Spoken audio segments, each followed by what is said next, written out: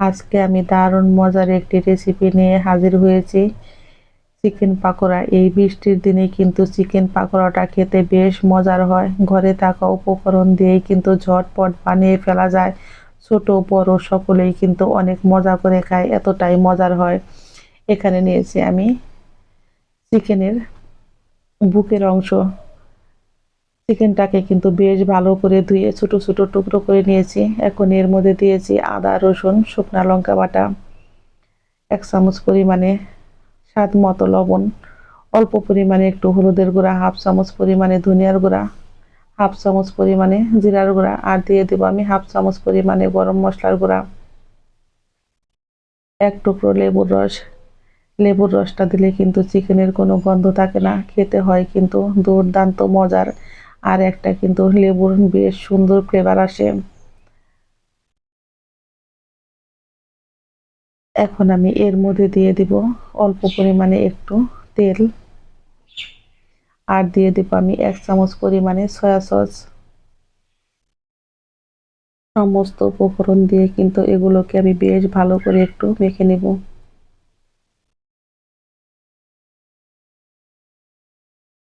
এই চিকেন পাকোড়াটা কিন্তু একদম মুচমুচে হয়, আর খেতেও হয় কিন্তু দুর্দান্ত মজার। এই পর্যায়ে আমার চিকেন পাকোড়ার রেসিপি একটুও যদি ভালো লেগে থাকে অবশ্যই একটা লাইক কমেন্ট শেয়ার করতে ভুলবেন না। যারা আমার নতুন বন্ধু আছেন এই চ্যানেলটিকে একটা সাবস্ক্রাইব করবেন। আমার নতুন এবং পুরাতন সকল বন্ধুদের জানাই আমি অসংখ্য ধন্যবাদ। বন্ধুরা, চিকেনটা কিন্তু আমার খুব সুন্দর করে মাখা হয়ে গেছে। এখন আমি রেস্টে রেখে দেব আধা ঘন্টা। ফিরছি আধা ঘন্টা পর। এখন আমি এর মধ্যে দিয়ে দিব 4 চামচ পরিমাণে কর্নফ্লাওয়ার। আপনাদের হাতের কাছে যদি কর্নফ্লাওয়ার না থাকে তাহলে কিন্তু একটু চালের গুঁড়ি দিবেন। আর দিয়ে দেব আমি 2 চামচ পরিমাণে বেসন। মাংসটা ম্যারিনেট করার পরে আধা ঘন্টা কিন্তু ঢাকনা দিয়ে ঢেকে রেখে দিলে সমস্ত মশলাগুলো কিন্তু মাংসের মধ্যে ঢুকে, আর খেতেও হয় কিন্তু বেশ মজার। এখন কর্নফ্লাওয়ার আর বেসন দিয়ে কিন্তু মাংসটাকে আমি বেশ ভালো করে মেখে নিব।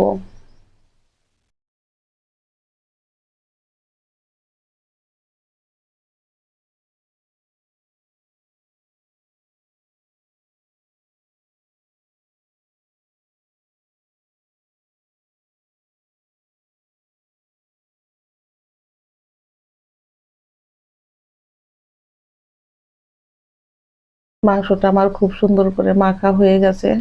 আবার আমি এইভাবে ঢাকনা দিয়ে ঢেকে রেখে দেব 10 মিনিট। ফিরছি বন্ধুরা আমি 10 মিনিট পর। এই ফাঁকে চুলায় আমি কড়াইতে তেল বসিয়ে দিয়েছি। তেলটা কিন্তু গরম হয়ে গেছে। এখন চুলার আঁচটাকে মিডিয়াম টু লোতে রেখে কাঁটা চামচ দিয়ে এইভাবে একে একে মাংসগুলো কিন্তু আমি খুব সুন্দর করে ভেজে নেব। এই চিকেন পাকোড়া ভাজার সময় কিন্তু অবশ্যই আবারও বলছি বন্ধুরা, চুলার আঁচটাকে কিন্তু একদম কমিয়ে আস্তে আস্তে ভাজবেন, তাহলে দেখবেন কিন্তু মাংসগুলো ভিতর থেকেও সিদ্ধ হবে, আর পাকোড়াগুলোও কিন্তু একদম মুচমুচে হবে।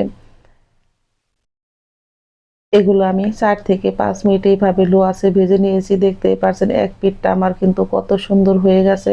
এখন আমি উল্টে দিয়েছি। এইভাবে উল্টে পাল্টে আমি কিন্তু পাকোড়াগুলোকে খুব সুন্দর করে মুচমুচে করে ভেজে নেব, যাতে প্রত্যেকটা পাকোড়াই খুব সুন্দর ভাজা হয়।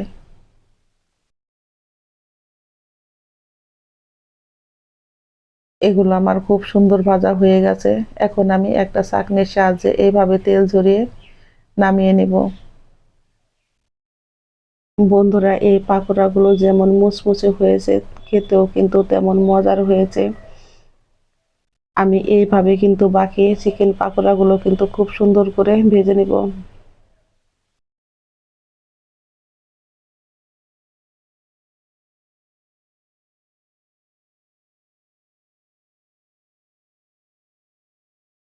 যারা কখনো চিকেন পাকোড়া একদিনও বানাননি, এইভাবে কিন্তু রেসিপিটা ফলো করলে আপনারাও কিন্তু এইভাবে মুচমুচে চিকেন পাকোড়া বানিয়ে নিতে পারবেন।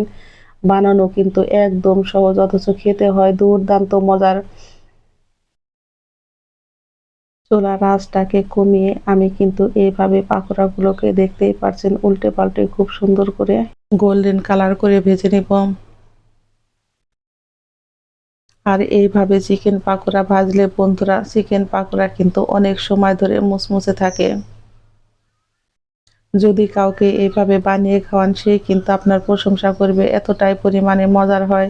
এগুলো আমার গোল্ডেন কালার করে ভাজা হয়ে গেছে, চুলায় থেকে নামিয়ে নিব। ঝটপট তৈরি হয়ে গেল আমার দারুণ মজার চিকেন পাকোড়া, সেই স্বাদ।